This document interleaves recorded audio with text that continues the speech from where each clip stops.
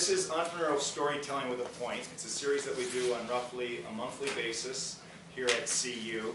And the storytelling relates to how to build a startup. In terms of who brings you this, this is a joint production of Silicon Flatirons and Holly Hammond's the Vice President of Marketing and co-founder for BlogFrog. She is a serial entrepreneur who spent her career launching and growing startups in the social media, entertainment, video, and other tech industries. She actually started with Bell Atlantic, with a large company in telecom, something that she and Rusty both have in common in terms of starting with larger organizations before getting involved in entrepreneurship. She's been involved now with 6 startups, including Left Hand Networks, for those of you who have been around the scene here for a little while.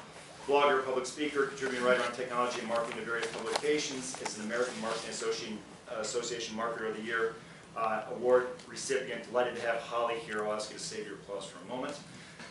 Rustin Banks is CEO of BlogFrog. He started building communities online 15 years ago by hosting bulletin board systems in his parents' closet. He has an electrical engineering background, was at Ball Aerospace designing next-generation satellite systems when he decided that it was time to start BlogFrog, and we'll get into that shortly. And I think Holly and Rusty have built one of Boulder's most promising startup stories. Please help me welcome Holly and Rusty. Rusty is coming off of Ball, or probably still at Ball when you first speak. He was. What did you hear about this idea that caught your attention, and talk about the formation of the team at the outset? Well, at the time, I was working for leading marketing for another company in the social space, and we were building a social music network. So kind of like iTunes, or with if you could take Pandora and Rhapsody and Last.fm and roll them into one. And a big part of what we were doing is I was managing bloggers and influencers around the country that were writing and generating content about these music scenes in Nashville and Austin and San Francisco. So that was where I was learning the power of user-generated content, specifically bloggers. Is the power of networking. When I started building this prototype, I would read people like Brad Feld's blog, and they talk about getting out there, and you think about, really, how much good can that do, having all these coffee meetings? I just want to put my head down and I just want to code, That's what I found. That first skill is you actually have to like meeting people, and you have to like drinking a lot of coffee. And in my case, I would, not a big coffee drinker, so I'd get something else. But so you have these meetings, and it's just funny how they have a way to filter you to someone who's more and more specialized in your area. So I would start out with people who had nothing to do with really what I was doing, but just someone who would take a meeting. And he would then introduce me to someone who would introduce me to someone. And finally, you're talking to David Cohen and Brad Feld. You get through the right people, but I didn't just reach out, hey, David Cohen, I got this great idea. You've probably never seen it before, but you work your way up. And then people kept saying, it was part of it, you needed a technical co-founder, but I just knew that there was no way I could do this by myself. I didn't have the experience, I didn't have the marketing side of things, so immediately I started looking for the yin to my yang. If you're looking at starting a company, the people that you choose to start it with are probably the most important decisions that you'll make, because you're going to go through good times with that person, bad times, you have to make really tough decisions, and usually that, typically you want that to be somebody that is a known quantity for you, that maybe you've worked with in the past. And so there were 2 things that were interesting about that. We didn't even know each other, but there was just this sense of I was really passionate and interested, and thought what he was doing and his idea was really cool. So the second decision you have to make, how interested are you in what you're about to do? Because it could be really hard, and you're going to want to give up probably more times than you're going to want to move forward. So we would work together. We kept our jobs, and we would meet together at coffee shops and start to work on the evolution and just generate ideas. And a good sign was the more we met, the more interested we got, the more interested I got. And finally, in April of the following year, it wasn't fair to the company that I worked for at the time, because my heart was in doing this. I was making money and working with big music labels and cool technology, but this was way more interesting, and it was just the right thing to do to leave, because that's where I wanted to spend all my time. And in terms of hours that you're putting in at this point, you're building product. Oh yeah. Yeah.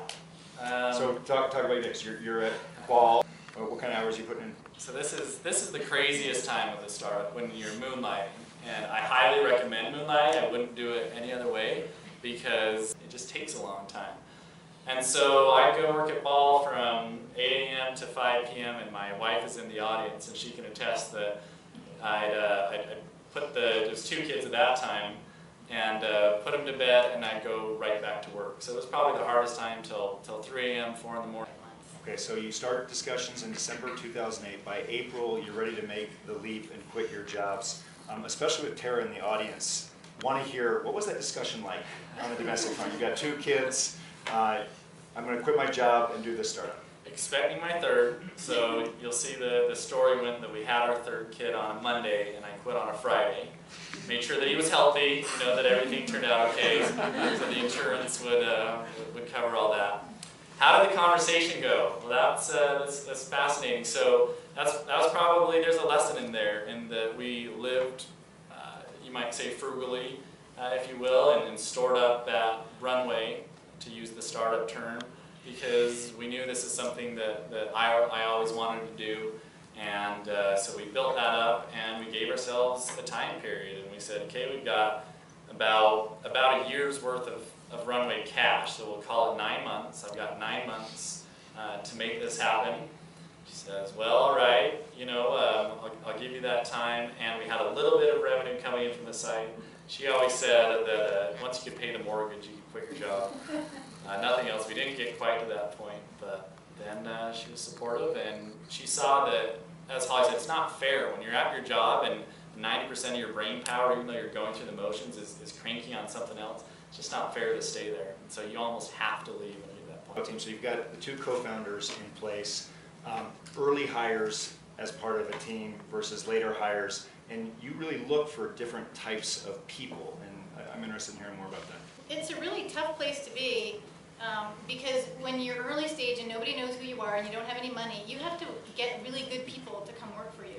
And creating this need to work on what you're doing, so much so that they're willing to quit really good paying jobs and come work for nothing.